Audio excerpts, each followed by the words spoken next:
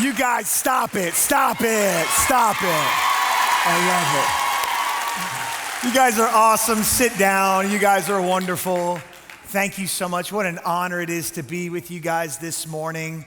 I'll tell you what, that was, I haven't seen that video in a while, and that was pretty cool to relive right there. That was a lot of fun. And let me say this, people come up to me all the time, even 10 years. Can you believe it's been 10 years since that happened? We're having our 10-year reunion this year, and it's gonna be fantastic. But people come up to me now, and here's what they say to me, and they go, "You're my hero, you're my hero." And I just start laughing, and I'm just going, it's a game, it's a game. And I wanna say this to you, if people don't say this a lot, but you're my hero. You guys and what you do, you're educators. And here's the reason why this is so special this morning to me. When Ryan and the team asked me to come and speak, I was truly honored, and here's why. Because my mom was an educator for 30 plus years in Atlanta Public Schools. And man, she is amazing, yeah. And it means so much to me because here's why. My mom was in town yesterday. We had a big launch of our new campus over in Youngsville. And we were there and my mom got honored and it was special. And I was telling my mom as I'm driving her to the airport last night and I'm saying, here's what I'm speaking tomorrow. And she started to even tear up. And she goes, I wish we had something like that when I was teaching, to make me feel special. There were so many times, my mom wasn't just a teacher, she was a single mom, raising 2 boys. And listen to me, I know you don't go into teaching for the money, just like I'm not in ministry for the money, amen. We all know that. There's something more to that. And man, I'll tell you what, it was such a joy to my heart to be able to see Love Our Schools and the way that they're giving back and the way that we wanna honor you and encourage you this morning. Because what you do, let me say this, what you do matters. And I know, trust me, my mom would come home at night and she would grade papers until about 9 o'clock, 10 o'clock. She would try to make dinner. She would try to do all the things. She would try to be the mom and the dad. She would try to do it all. And there were moments where it just felt like she was breaking down. And if I could go back, and even as a little kid, if I could go back and speak to that mom and say this, what you do, what you're doing matters, even when you can't tell. It matters. Because my dad walked out on me and my mom and my brother when I was 2 years old. And so she was a single mom, and what ended up happening was because I didn't have a father, teachers and coaches began to take the place of that father figure in my life. I'm telling you right now. I would not have gotten to where I got to in the Super Bowl without amazing coaches and teachers that poured into and impacted my life. They filled the gap where I was missing, y'all. And I'm telling you this morning because I want you to see that once again, what you do matters. It matters. It doesn't just matter in Acadiana. We're talking big global right here, and this is awesome. I'm talking to you as an educator, administrator, whether you drive a school bus or you're a cafeteria worker, what you do matters. How you serve matters. It matters. It matters. Because for me, in my family life, we had troubles at home, just like every kid around here. And my mom would take us down to the Atlanta Public Schools, and I remember going down there, and it was it was a Title I school. My mom goes, tell them it's a Title I school. They'll know what that means, teachers. And I go, okay. I got it, Mom. She said it last night. She goes, tell them it was a Title I school. I go, okay.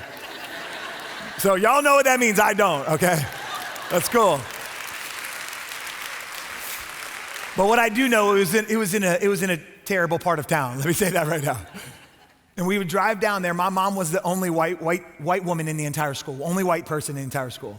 So we would go down there, me and my brother, and we were elementary school age, and we were young at that time, and she would bring us down when we had time off, and they had school or whatever, and we'd go down there, and she just would let us roam around. And I'm thinking back like, Mom, that's crazy. There was violence, there was everything. Oh my goodness. And I remember she would leave us with a 5th grader when we were younger. She would go, hey, I want you to watch them. Can you watch them while I go do something?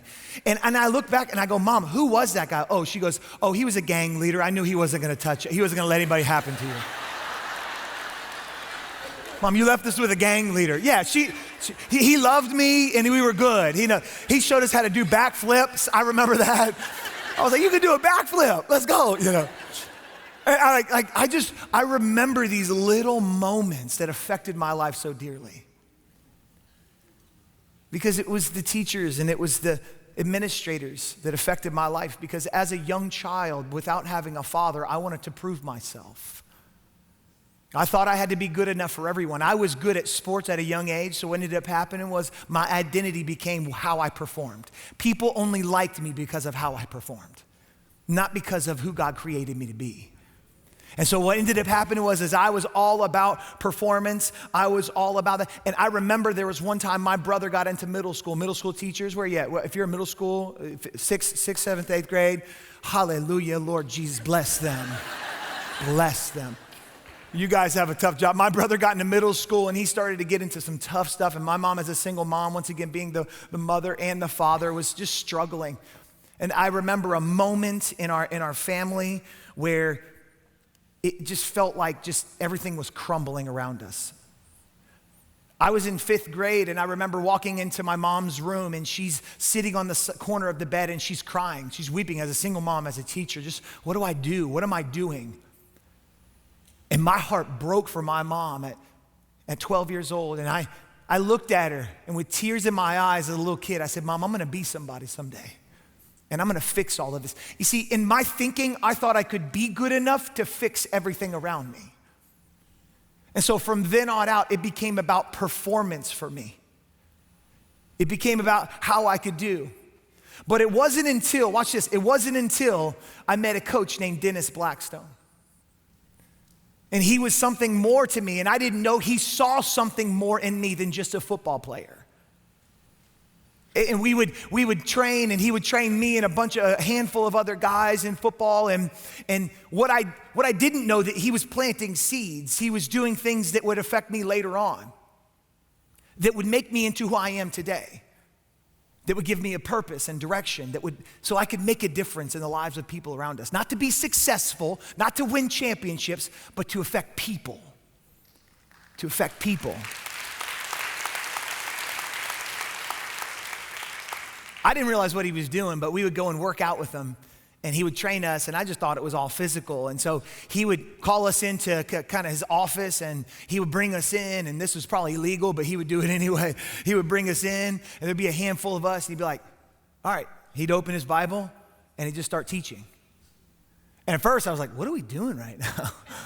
Like, this is weird, What are we doing? And he would tell us, and everything, he goes, all we're going to do is just 10 minutes a day. And I'm not promoting this. I'm not saying you need to do this. Just know that. All I'm saying is here's what he did. He did something more. He saw something more in me. And he taught me that there was more to life than just performing for the world, performing on the field, that there was more to life than just being good enough, than accomplishing things. He taught me that. Matter of fact, when I left and I graduated high school, he gave me my first Bible. I'm a preacher and I'm a pastor today because he poured into me, because he sowed a seed in me. I'm helping affect and change people's lives in Acadiana because he poured a seed when I was young. And he taught me that there was more to life than just football.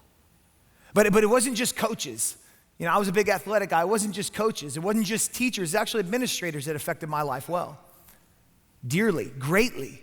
Matter of fact, in high school, I remember there was a assistant principal, there was an administrator. His name was John Cohen, Mr. Cohen.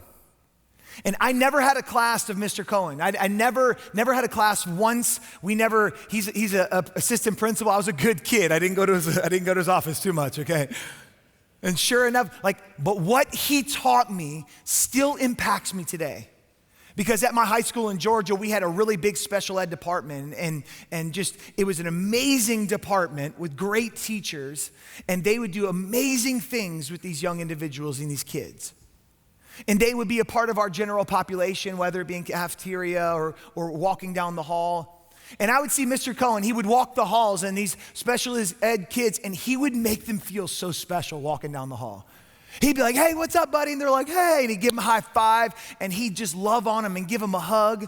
He'd make them feel special. You see, what Mr. Cohen didn't know was I was watching. I was watching. I saw the way that he treated people, and you know what I said to myself? I'm gonna do that. And I began giving hugs to special ed kids as they were coming down the hall, and they thought it was the greatest thing because I was a big football player, right? Captain of the football team, and they just felt special. And what Mr. Cohen taught me that it was not about the ability of these students. It was because, man, of who they are and who God created them to be. That was big for me. It impacted my life and made me feel like, man, I need to treat people that way, no matter how they are, no matter what they do, no matter how good or how bad they are. That was a big deal to me, that he would make students feel special, and it changed my life forever. I am who I am today because of those two people, but also so many other teachers and administrators that affected my life. And I just want to encourage you this morning. I just want to encourage you with this. One life, one student, one kid matters. Let me say that again. One kid matters. Because guess what? I was that one kid. I was that one kid that was walking down the hall that would notice what a teacher would do. I was that one kid that somebody believed in. I was that one kid that they saw more in and they pulled it out. I was that one kid. In this school year, you're gonna talk to many students. You're gonna have a classroom full of students. You're gonna have a whole slew of students. But let me say this right now. You may only get through to one student, but that's good enough. That's good enough.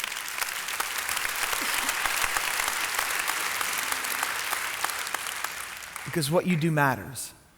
Listen to me. I'm not saying this because I'm getting paid to do it. No one's paying me to do this. This is not a sponsorship promotional ad. This is straight from my heart and from my life. That people look at me and they go, you're a hero because I fell on a football, yo. I fell on a football. Like, honestly, I was in the right place at the right time. I fell on a football. You're my hero. Really? You know? Because I have a ring on, you know? Because whatever. One life matters, y'all. You may only get through to one student this year. Cafeteria workers, you may only get through and have a relationship with one student this year. It matters. Don't discount that, because it's gonna be tough this year. There are gonna be struggles you're gonna go through personally and professionally, but it matters. That one student matters. During the Super Bowl year, it was a special year, as you guys saw. Many people don't know this story, but I'm gonna invite you into the Saints kind of training camp locker room in 2009 before we ever took our 13-0 run, before we ever went to the Super Bowl, because something special happened. We actually had Ronnie Lott, and if you know football, if you don't know football, but Ronnie Lott is a Hall of Fame defensive back and just really well known in the football community. And he came in and he spoke to our team during training camp. And Ronnie Lott comes in, and it was kind of this weird moment, but it kind of marked our team for the rest of the year. And he walks in, and if you know Ronnie Lott, man, this guy is like hardcore, tough. I mean, he cut off his finger to play in a Super Bowl, like just a little extreme, but hey. And so he walks in, and he had this look on his face, and everything's quiet, and he goes, I smell greatness in here. And I thought to myself, that's not greatness you're smelling. We're playing football, that's not great. It was so weird. And I'm thinking, I'm sitting there and I'm going like, that's a weird statement. And he just kept walking around. He goes, I smell greatness in here. And he'd walk up and down the aisles and he'd look at us and goes, I smell greatness in here. Like it was, but he got really serious. And as that weird phrase he started to say it more, it started to sink in a little bit more. He goes, I smell greatness in here. I smell greatness in here. It became such a motto to us that year. Many people don't know this, but on the inside of this ring, we have special things that only we would know about. And that is written in there. It says, smell greatness. It says, smell greatness. You see, what is greatness? What is greatness? Let me say this. What is greatness for you? It's not winning a Super Bowl. What is greatness for you is this, is that one life, that one student that changes. That one student that feels like you made their day because they got that math problem right. They finally understood it. It's that one student that begins to not just turn his grades around, but man, begins to turn his life around. It's that one student that you help out. It's that one student that you really changed their life. It's that one student. That is greatness. And let me say this morning. I smell greatness in here. I smell greatness in here.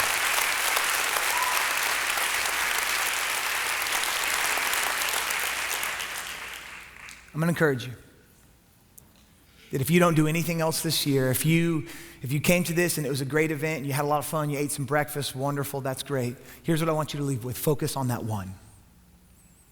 This year is gonna be tough. It's gonna be a great year, but it's gonna be tough. Focus on that one. Because that one matters. I want you to smell greatness this year. Because honestly and truly, you guys are my hero. You guys are amazing. Thank you, thank you. We're praying for you this year. We love you. God bless. Thank you, guys.